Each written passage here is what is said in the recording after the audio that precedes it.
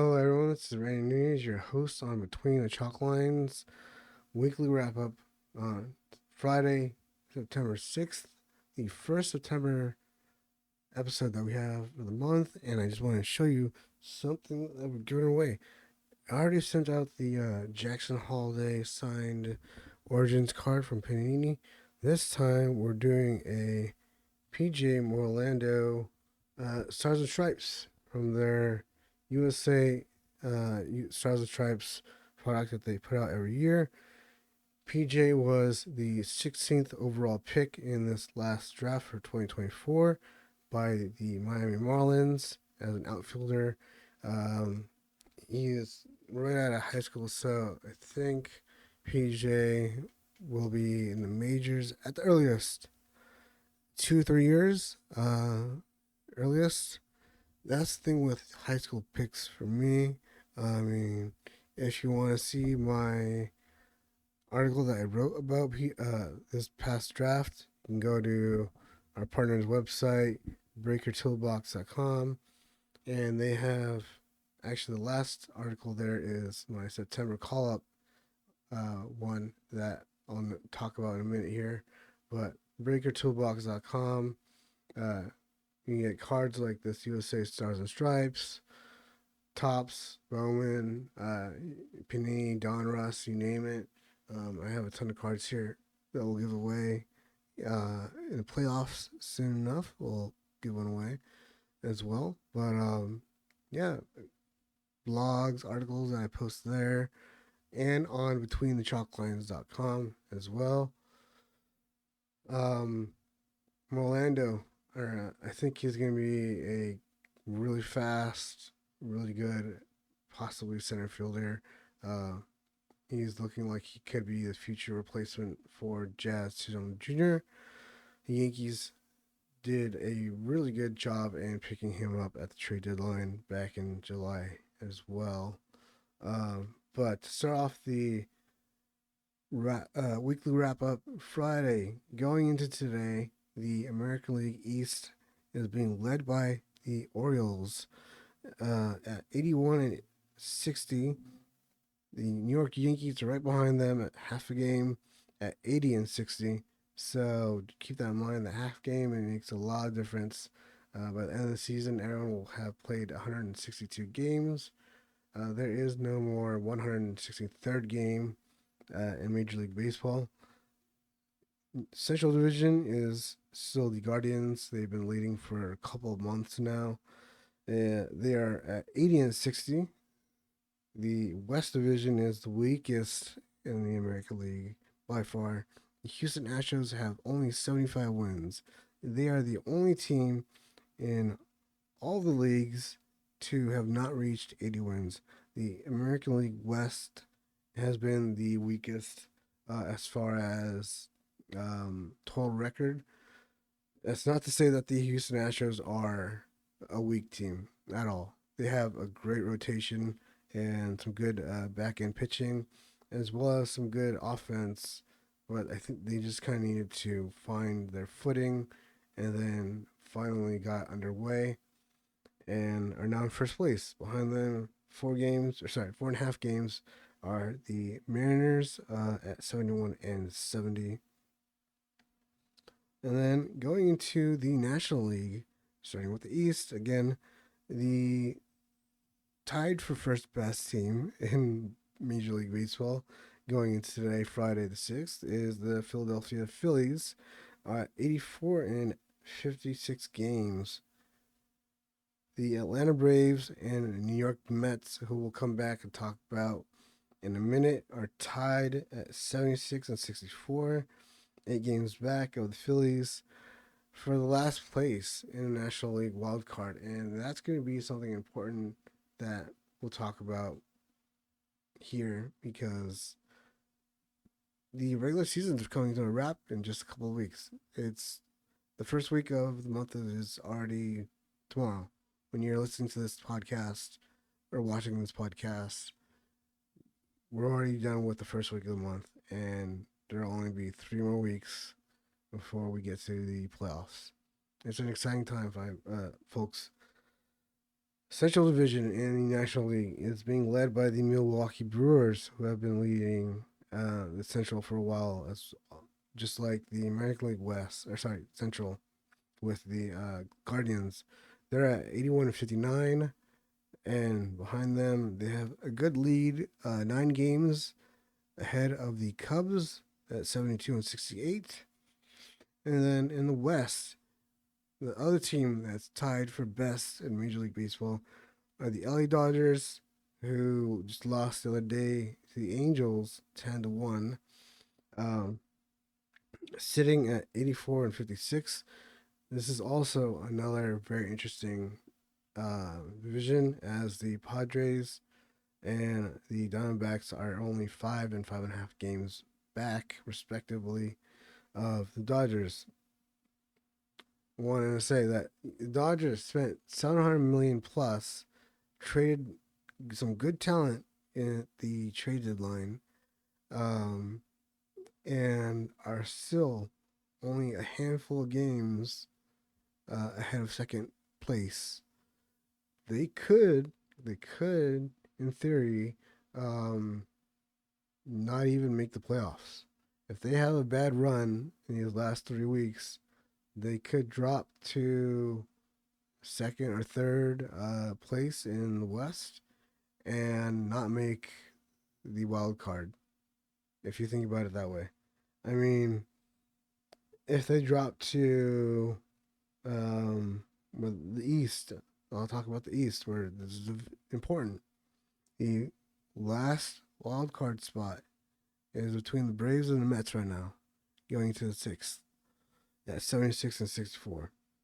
So if either team goes off and the Dodgers fall off, there you go, playoffs picture. And you can say hi to the playoffs for the Padres or the Diamondbacks again. Um, Diamondbacks are definitely trying to make that another, a dream possibility. Uh, the first wild card team in the NL is San Diego. The second team is Arizona. The third team are tied are Atlanta and New York. And yeah, there's no just the air for margin is so small in the National League West division. It's ridiculous. Same thing can be said for the AL East with the Orioles and the Yankees. The air for margin there is so small beyond those two teams. Then you have Boston, who's 10.5 games back of the Orioles. But after that, it's really just, Orioles, Yankees. I think it's really cool that John Sterling of WFAN or WFAN is unretiring, as he put it, to call the last week of the regular season for the Yankees and then call all of the postseason games for them. The Yankees fans should be, ecstatic about this and just glad that they're having this voice back on the radio waves to call their games.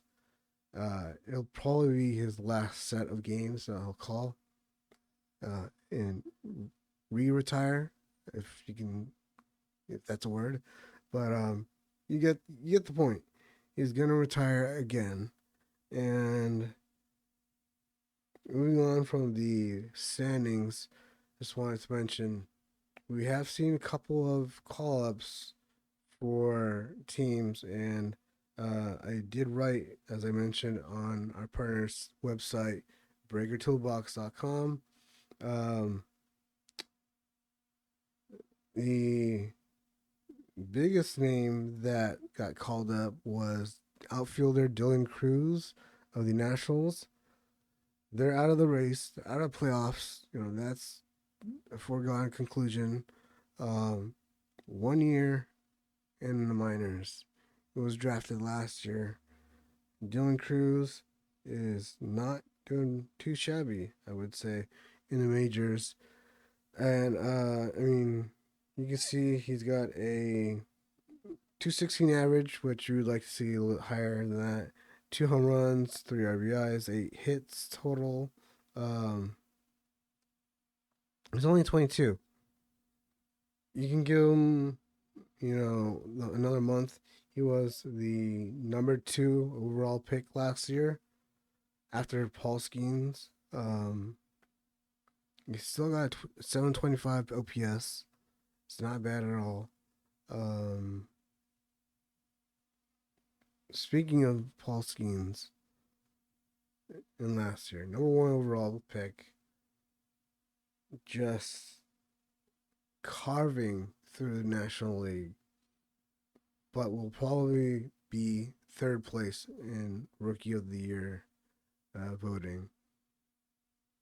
You have Jackson Merrill, who is now the new RBI leader as a rookie for the Padres, and he has put himself in good position to be the NL Rookie of the Year winner for 2024. Um, I really don't know what else to say about Merrill. I mean, Jackson Merrill has just been phenomenal for San Diego, and he will probably be on that playoff roster when they make the playoffs. I'm hoping I don't jinx him here as I say this, but hopefully in his first professional Major League Baseball season, he makes the playoffs and he does well. We'll see. Same thing can be said for um, Jackson Churio and well, yeah, Churio. I would think is going to be on the playoff roster for the Brewers in the Central, and you know he could also get some votes for National League Rookie of the Year. He has not done bad himself. The other names I could think of off the top of my head for AL the Rookie of the Year are like Wyatt Langford. Uh, Evan Carter might get some consideration. I don't think a ton. Wyatt Langford has done some incredible stuff this year and could win. Uh, there aren't a ton of names that are really just begging to be. I can think of right now on the spot at least to be plastered up there. Totally different when it comes to MVP for both leagues. Obviously, Judge is at the top, Matani at the top. I said those predictions last week. My predictions for at least National League Rookie of the Year is Jackson Merrill of the Padres for 2024. As far as American League, I'll have to come back to you. Sunday's 60 seconds segment. Make sure and watch it this Sunday. And maybe I'll give you an American League Rookie of the Year name there. Um, as far as new articles, oh, sorry.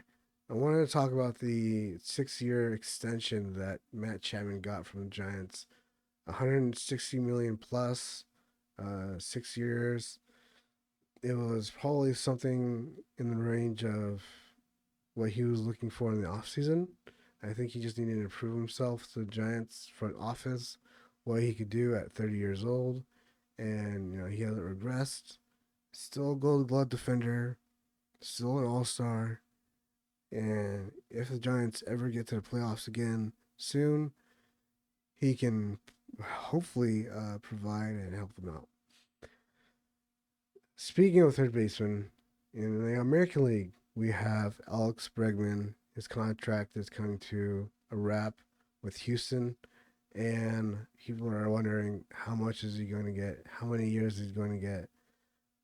I will have an article up on betweenthechalklines.com and on our partnered website, breakertoolbox.com, for everyone to read free, none of that charge baloney. Uh, I may even mention it on the Sunday segment. Um, I have to look at everything that he's done because I wrote about Machado's contract. I wrote about Devers' contract. I had predictions for both, and both were pretty darn close to what they got going into their extensions and free agency. Um, I wanted to mention that, and I just wanted to mention that I'll also be posting my way too early predictions of the playoffs at the end of the video. Uh, this was done back at the end of March, early April, before too many games were played, and it had all of my predictions. I feel really bad for the Texans Rangers. I really thought they could do it again and go back to the playoffs, maybe even the World Series, but it's just not looking that way with the Houston Astros kind of walking away with the AL West again. I may even be wrong about the Atlanta Braves. I thought they were going to walk through the East, but the Phillies are really killing it right now in that you know department. Unfortunately, that Alec Bohm was just put on the IL. I think it was only 10 days and retroactive, so he may only be on the IL for a few days to a week, hopefully. Uh, Fingers crossed because he's on my fantasy team and he's leading the major league. He's been leading Major League Baseball in doubles. Uh, so the Phillies really need him in their lineup right now. And I was probably wrong about a few other teams. I can't think of any on the top of my head, but I'll post that or I'll put it in the video so you can see somewhere here. Um, Take a look for yourself. Tell me how dumb I am or how smart I am. It really doesn't matter. It's just a guess at the beginning of the season. Uh, Educated guess, I guess you could say. I mean, if I get 8 teams or 7 teams or 6 teams in the playoffs that I predicted, you know, 5 months ago, then I'm gonna pat myself on the back for that. Whatever. I was wrong on a few. It's gonna happen. Um, but yeah, if you want a shot at the PG Orlando relic, not numbered, just a relic swatch here. Um, Panini USA national team Stars and Stripes. Again, 2024 drafts, first rounder, top 20 pick for the Marlins, and I think it was number 16 overall.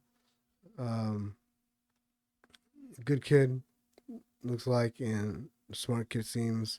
Um, I wish him good, nothing but the best of luck in the minors. I know he's already in low A, possibly even high A. But yeah, if you want a shot at this card, um, go to the Instagram page for us between the chalk lines. Pretty simple to find. It'll be a photo. I'll have all the instructions again, like, comment, and follow. And again, if you do the same thing for the YouTube page, if you can just leave a like, if you can leave a comment, if you can just give us a simple follow, doesn't hurt. It helps us a lot. And it's just, a one man project here, producing, filming myself, all of that, telling me about everything I love in baseball. Um, have a good weekend. That's all I can say is when you hear this tomorrow morning or watch it, have a great weekend. If you see it on TikTok, that's us. Posting all that stuff. I edit all this again, one man band. Um, have a great weekend and have a great September. This is Randy Nunez, your host, signing off on the 1st September weekly wrap up and giving away another card. See ya.